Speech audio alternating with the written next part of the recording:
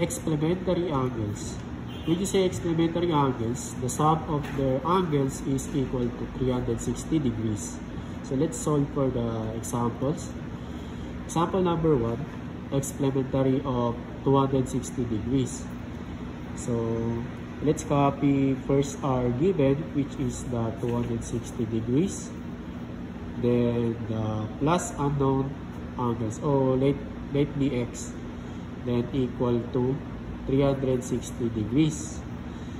So the 260 degrees will be transposed to the other side, and the sign will be changed from positive to negative. So let's copy the x, that is equal to, copy this one, the 360 degrees, from positive 260 to negative 260 degrees.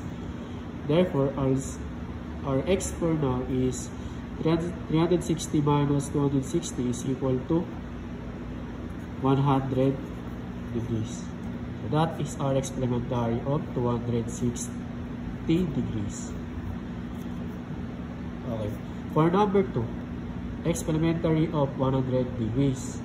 So first step, copy the given, which is the 100 degrees, and plus the unknown angles. Then their sum is 360 degrees.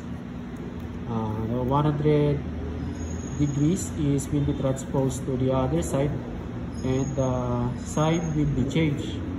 So first copy the x, then copy this one, the 360 degrees. Then from positive to negative, therefore this is negative 100 degrees. Therefore, we can solve for x now.